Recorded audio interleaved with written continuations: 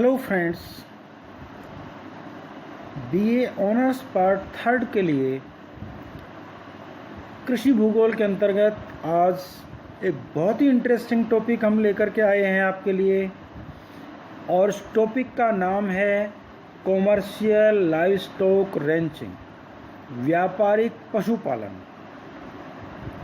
तो आज हम इस विषय पर चर्चा करेंगे कि व्यापारिक पशुपालन किन किन क्षेत्रों में होता है, उन क्षेत्रों की भौगोलिक परिस्थितियां क्या हैं, उन क्षेत्रों में कौन कौन से पशु पाले जाते हैं और उन पशुओं को पालने का उद्देश्य क्या है, पशुओं को पालने वाले जो लोग हैं उनकी क्या विशेषताएं हैं, वहाँ की धरातलीय दशाएं क्या हैं। इन तमाम बातों को लेकर के एक बहुत ही इंटरेस्टिंग टॉपिक आज आपके सामने मैं रख रहा हूँ। मैं डॉक्टर वेद प्रकाश यादव, सह आचार्य बाबू शोभाराम राजकीय कला महाविद्यालय अलवर, उपस्थित हूँ आपके लिए व्यापारिक पशुपालन पर अपनी वार्ता देने के लिए। इसमें एक शब्द आया है, हमने बोला कॉमर्शियल लाइवस्टॉक रैंचिंग। रैंचिंग में रेंज शब्द है। रेंज का क्या अर्थ है, पहले ये हम समझ लें। रेंज का मतलब है निजी चारागाह, ऐसे निजी चारागाह जो चारों ओर से तारबंदी द्वारा घिरे रहते हैं और विशाल आकार होता है जिनका। हमारे यहाँ अगर हमारे देश के संदर्भ में बात करेंगे तो ऐसे विशाल चारागाह आपको सामान्यतः नहीं मिलेंगे, सहजता से मिलेंगे ही। लेकिन ये जिन क्षेत्रों में होता है वहाँ पर बहुत विशाल चारागाह पाए जाते हैं। अभी हम आगे चर्चा करेंगे किन किन क्षेत्रों में होता है और उनकी क्या परिस्थितियाँ हैं, क्या भौगोलिक दशाएं हैं, आदि आदि, कहाँ कहाँ ये विस्तृत हैं, इसके ऊपर अभी हम चर्चा करेंगे। तो प्रिय विद्यार्थियों, व्यापारिक पशुपालन ऐसे शुष्क और अर्धशुष्क क्षेत्रों में विकसित हुआ है जहां यूरोपीय लोग आकर के बसे। इन क्षेत्रों में यूरोपीय लोगों के रहन सहन के ढंग, उनकी अपनी प्रवृत्तियां, उनके अपने आर्थिक उद्देश्य में शुष्क पर्यावरण के अनुकूल उन्होंने परिवर्तन किए और उस परिवर्तन के परिणाम स्वरूप उन्होंने वहाँ पर व्यापारिक पशुपालन प्रारंभ किया। व्यापारिक पशुपालन मूलतः आधुनिक युग की देन है, जब विज्ञान की खोजों में रेल, जहाज और रेफ्रिजरेटर के आविष्कार हो गया और इनका उपयोग बहुत वृहद पैमाने पर होने लगा, तब ये व्यापारिक पशुपालन आरंभ हुआ। दूसरी तरफ, एक तरफ तो व्यापारिक पशुपालन के लिए रेल, जहाज और रेफ्रिजरेटर की आधुनिक सुविधाओं ने महत्वपूर्ण भूमिका निभाई, तो दूसरी तरफ बड़े बड़े औद्योगिक नगरों के विकास ने व्यापारिक पशुपालन को प्रोत्साहन दिया। क्यों? क्योंकि जिन देशों की हम बात कर रहे हैं वहाँ विशेष रूप से वहाँ के लोग मांस का भक्षण बहुत बड़ी मात्रा में करते हैं, मांसाहारी लोग हैं, और बड़े शहरों में मांसाहार बहुत बड़ी मात्रा में होता है। तो ये बड़े बड़े औद्योगिक नगर जब विकसित हो गए, इनका अभ्युदय हुआ, तो मांस की खपत बड़े पैमाने पर होने लगी। और मांस की खपत बड़े पैमाने पर होने के कारण मांस की मांग होने लगी, और मांस की मांग बढ़ने के कारण ऐसी ज़रूरत महसूस की गई कि इस तरह का पशुपालन किया जाए जो कॉमर्शियल स्तर पर हो, जिससे इसके जो पालक हैं उनको व्यापारिक स्तर के ऊपर पालें और उनको बड़ा आर्थिक लाभ भी हो। तो इसलिए व्यापारिक पशुपालन की शुरुआत हुई। व्यापारिक पशुपालन विश्व के उन भागों में विकसित हुआ, जैसा अभी हमने चर्चा की थी, कि जो विश्व के शुष्क और अर्धशुष्क प्रदेश हैं और जहाँ पश्चिमी सभ्यता के लोग आकर के रहे हैं। पश्चिमी एंग्लो अमेरिका है, ऑस्ट्रेलिया है, न्यूजीलैंड, दक्षिणी अमेरिका, दक्षिणी अमेरिका में भी ब्राज़ील है, वेनेजुएला है, इनके जो पठारी भाग हैं, पेटागोनिया का पठार वाला क्षेत्र है और पूर्वी अफ्रीका के कुछ पठारी क्षेत्र हैं, वहाँ पर व्यापारिक पशुपालन हुआ। मध्य एशिया में भी, जहाँ कैस्पियन सागर के उत्तर पूर्व वाले भाग में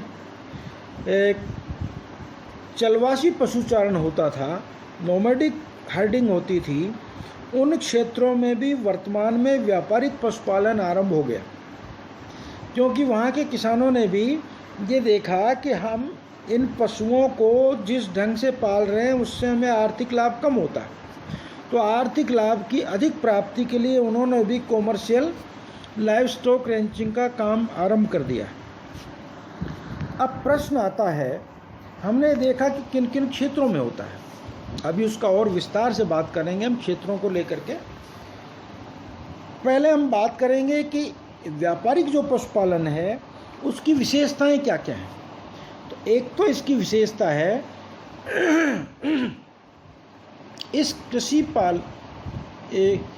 इसमें पशुपालन की प्रधानता होती है, क्योंकि ये कृषि का प्रकार ही है। व्यापारिक पशुपालन प्रदेश की हम बात कर रहे हैं तो यह भी एक कृषि का ही प्रकार माना जाता है। तो इसमें पशुपालन की प्रधानता होती है, अन्न की खेती नगण्य होती है, नंबर एक विशेषता है। दूसरी विशेषता इसकी है कि जो पशु पाले जाते हैं उनमें भी क्षेत्रीय विशिष्टताएं मिलती हैं। कहीं गोवंश की अधिकता है, कहीं पर भेड़ अधिक पाली जाती हैं, बकरियां अधिक पाली जाती हैं, और किसी एक क्षेत्र में अगर गोवंश की प्रधानता है तो उसके दूसरे क्षेत्र में, उसी देश में भी दूसरी तरफ गाय के साथ साथ भेड़ बकरी का पालन हो सकता है। कुल मिलाकर के क्षेत्रीय भिन्नताएं, क्षेत्रीय विशिष्टताएं पशुओं के पालने में यहाँ पर मिलती हैं। उदाहरण के तौर पर उत्तरी अमेरिका और दक्षिणी अमेरिका में हम यदि देखें तो वहाँ गोवंश की प्रधानता है, और ऑस्ट्रेलिया न्यूजीलैंड की बात करें तो वहाँ पर भेड़ और बकरियाँ अधिक पाली जाती हैं। तो क्षेत्रीय विशिष्टता इसकी दूसरी विशेषता है। तीसरी अगर हम बात करें तो यहाँ का जो व्यापारिक पशुपालन है वो मूलतः ऊन, चमड़ा और मांस का निर्यात करने के लिए किया जाता है। औद्योगिक नगरों से दूर स्थित होने के कारण मांस का निर्यात करना यहाँ कठिन है, इसलिए इन रैंचेज से, इन पशुशालाओं से पशुओं को औद्योगिक नगरों के निकट पहले भेजा जाता है। वहाँ इनको अन्न खिला करके और अधिक मोटा किया जाता है ताकि इनमें मांस की मात्रा बढ़ जाए, और उसके बाद इनको मांस के लिए काटा जाता है। क्योंकि मांस को, जो रैंचेज हैं वो औद्योगिक नगरों से बहुत दूर हैं, वहाँ से मांस को भेजना मुश्किल है, इसलिए वो सीधे पशुओं को ऐसे नज़दीक स्थान पर ले जाते हैं जहाँ पर उनको रखा जाता है कुछ समय के लिए, अन्न और ज़्यादा खिलाया जाता है, ज़्यादा मोटा किया जाता है, उसके बाद उनको कत्ल किया जाता है। तीसरा, ये हुई तीसरी विशेषता।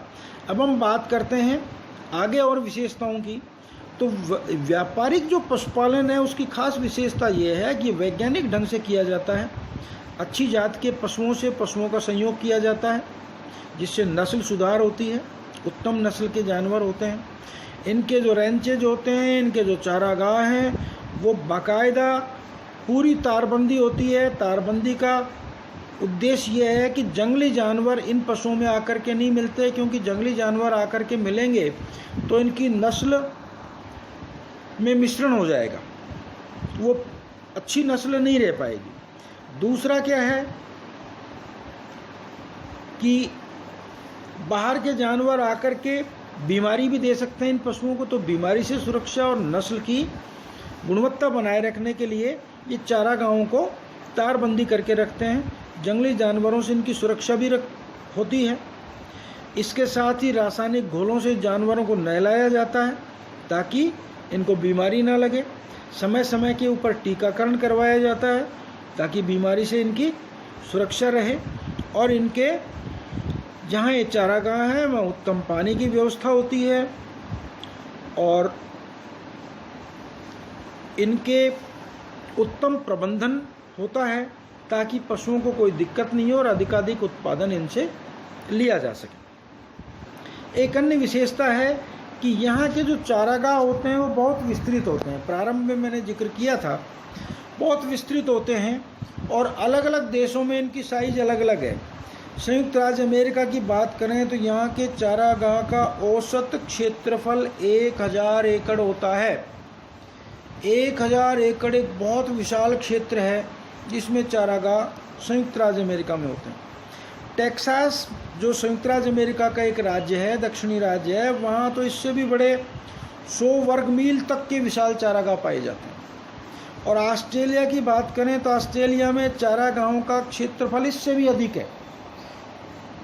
कई चारागाहों का क्षेत्रफल ऑस्ट्रेलिया में 5000 वर्ग मील तक है और सबसे बड़ा चारागाह तो ऑस्ट्रेलिया में 11000 वर्ग मील का है।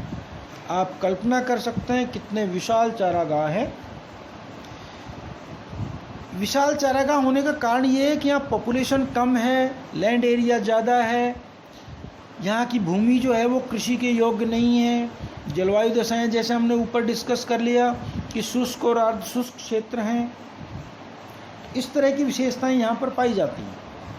तो इस कारण से ये विशाल चारागाह यहाँ पर उपलब्ध होते हैं। व्यापारिक पशुपालन अर्ध स्थायी ढंग की कृषि के अंतर्गत आता है। चारागाह में एक स्थायी घर होता है, वहाँ पर सारी सामग्री होती है, अच्छी व्यवस्थाएं होती हैं, वहीं पर कृषक रहता है। एक ही किसान अपने लंबे चौड़े क्षेत्र में पशुओं को चरा लेता है। अगर हम प्राकृतिक की वातावरण से इनके अनुकूलन की बात करें और इनके अंतर संबंध की बात करते हैं तो प्राकृतिक वातावरण का और यहाँ के पशुपालन का क्या अंतर संबंध है वो हमें सहज समझ में आ जाता है। अल्प वर्षा वाले क्षेत्र हैं जहाँ घास है लेकिन कृषि के लिए अयोग्य भूमि है। तो ऐसी स्थिति में क्या होगा, जब घास तो है लेकिन कृषि फसलों के लिए अयोग्य भूमि है तो नेचुरल है कि ऐसे क्षेत्रों में जहाँ घास उपलब्ध है पशुओं को पाला जा सकता है। तो ऐसे अल्प वर्षा वाले क्षेत्र जहाँ घास के मैदान पाए जाते हैं वहाँ पर ये पशुपालन होता है। उत्तरी अमेरिका का रॉकी क्षेत्र है, अर्जेंटीना का, ऑस्ट्रेलिया है, कजाकिस्तान के समीपवर्ती क्षेत्र हैं, इनमें वर्षा लगभग 15 सेंटीमीटर के आसपास होती है, उससे भी कम होती है, तो वहाँ पर ये सामान्यतः होता है।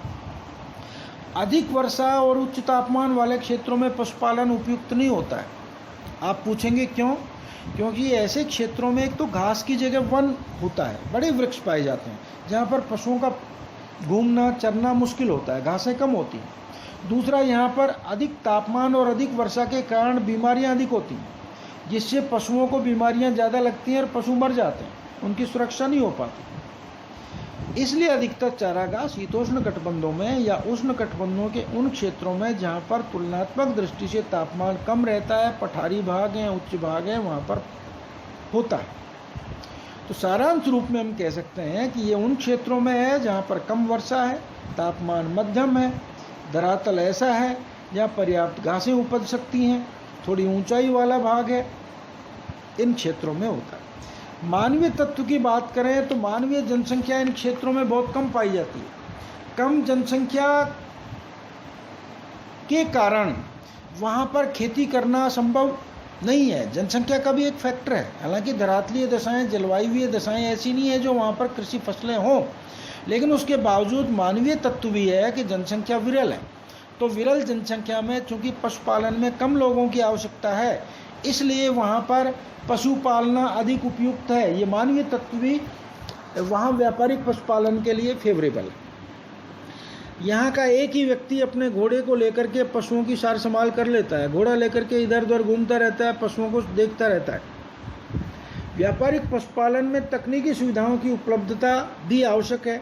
तो इनकी उपलब्धता के बाद जो परिवहन साधनों की सुगमता हुई और दूसरे जो उपकरण आए, जैसे रेफ्रिजरेटर की बात हमने की थी, इन सब से मांस को ताज़ा रखने में सुविधा मिलती है और व्यापारिक पशुपालन आसान हो जाता है। अब आता है व्यापारिक पशुपालन का प्रादेशिक स्वरूप क्या है, इसको भी हमें समझने की ज़रूरत है। प्रादेशिक स्वरूप की बात करें तो जैसे हमने पहले कहा है कि आंग्ल अमेरिका है, दक्षिणी अमेरिका है, ऑस्ट्रेलिया है, थोड़ा सा मध्य एशिया वाला प्रदेश है, अफ्रीका के भी कुछ भाग हैं, वहाँ पर ये होता है। तो आइए इसका हम प्रादेशिक विवरण देखें क्या है। उत्तरी अमेरिका की बात करते हैं तो उत्तरी अमेरिका में पश्चिमी संयुक्त राज्य अमेरिका और जो आपके कनाडा है उसका जो प्रेरी प्रदेश है और उत्तरी मैक्सिको वाला प्रदेश है, यहाँ पर इस तरह का पशुपालन होता है। यूरोपीय लोगों के आने से पहले यहाँ पर जंगली भैंसे घूमते थे, जहाँ जो इनके रेड इंडियंस लोग थे, इनके मूल निवासी वहाँ के, वो उनको मार करके खाया करते थे, मांस उनका खाते थे। जब यूरोपीय लोग आए तो उन्होंने यहाँ पर व्यापारिक पशुपालन प्रारंभ कर दिया। रेल मार्गों का विस्तार हुआ। रेल मार्गों का विस्तार जब रॉकी पर्वत के आसपास और आपके कनाडा के क्षेत्र में मिसिसिपी नदी तक हो गया तो इन क्षेत्रों में इस तरह का व्यापारिक पशुपालन आरंभ हुआ। मुख्य रूप से जो पशु है यहाँ का घास पर निर्भर रहता है। यहाँ पर उत्तरी भागों में ग्राम और बफेलो नाम की घास पाई जाती है, बहुत महत्वपूर्ण घास है। पहाड़ी क्षेत्रों में छोटी घासें होती हैं। तो यहाँ पर गायें, भेड़ें और सूअरों का पालन होता है उत्तरी अमेरिका में। अब बात करते हैं दक्षिणी अमेरिका की। तो दक्षिणी अमेरिका में जो पंपास का घास प्रदेश है वहाँ पर, और इसमें पेटागोनिया में, ये जो पठारी क्षेत्र है पेटागोनिया वाला, यहाँ पर विशेष रूप से पशुपालन होता है। डरहम, हरफोर्ड और अंगूस नस्ल की जो गाय और बैल हैं वो पाले जाते हैं। डोम्स और मेरिनो नस्ल की भेड़ें यहाँ पर पाली जाती हैं। गाय, बैल, भेड़ आदि का मांस और मेरिनो भेड़ से ऊन यहाँ पर प्राप्त की जाती है। ऑस्ट्रेलिया की बात करते हैं तो ऑस्ट्रेलिया में पशुपालन का बहुत बड़ा महत्व है। व्यापारिक पशुपालन का देश के कुल निर्यात का 60% हिस्सा इस व्यापारिक पशुपालन से आता है। ऑस्ट्रेलिया में चारागाह बहुत बड़े हैं, जैसा हमने पहले चर्चा कर ली है, बहुत विशाल चारागाह होते हैं। क्वींसलैंड तथा न्यू साउथ वेल्स में ब्रिगोल नाम की एक वनस्पति आजकल फैल गई है जो इन चारागाहों के लिए समस्या पैदा करती है, क्योंकि ये चरने लायक घास को नहीं पैदा होने देती ब्रिगोल, और इसके कारण से अब इस ब्रिगोल को निकाला जाना जरूरी है। इसलिए यहाँ की सरकार और यहाँ के समाज और व्यक्तिगत स्तर के ऊपर भी इसको निकालना बड़े स्तर पर हो रहा है। पशुओं को पालने, बीमारी के नियंत्रण करने के लिए यहाँ पर बड़ी आधुनिक सुविधाएं हैं। तो यहाँ पर ऑस्ट्रेलिया में भी गाय, बैल, भेड़ इत्यादि का पशुपालन होता है। न्यूजीलैंड की बात करते हैं तो न्यूजीलैंड में भी भेड़, मांस और मेमनों का विश्व में सबसे बड़ा ये निर्यातक देश है। निर्यात जो न्यूजीलैंड का होता है उसमें 90% यही हमारे पशु उत्पाद होते हैं। न्यूजीलैंड में बात करें Tauranga, Auckland, New Plymouth, Wanganui, Napier, Wellington आदि ऐसे मुख्य केंद्र हैं जहाँ पर पशुपालन और पशुचारण होता है। इसी प्रकार से दक्षिणी अफ्रीका में देखें तो उसके उच्च पठारी भागों में पशुपालन होता है। शुष्क भाग जहाँ हैं, अर्ध शुष्क भाग हैं, वहाँ पर विशेष रूप से भेड़ें पाली जाती हैं। कराकुल नाम की भेड़ होती है वो पाली जाती है। ब्राज़ील देश में अगर हम बात करें तो कंपोज जो क्षेत्र है, ग्रीन चाको, सेरटाओ, ये क्षेत्र हैं। वेनेजुएला के लानोज में इस तरह से यहाँ पर पशुपालन होता है, क्योंकि यहाँ पर घास एक मुख्य विशेषता है यहाँ की। तो इस घास के कारण, निम्न जनसंख्या के कारण और यहाँ की अन्य जो भौगोलिक परिस्थितियाँ बताई, शुष्क और अर्धशुष्क यहाँ की वर्षा की स्थिति है, तापमान यहाँ पर मध्यम रहता है, तो इन अनुकूल दशाओं में व्यापारिक पशुपालन होता है। मुझे लगता है कि आज का ये वीडियो आपको पसंद आया होगा और इस वीडियो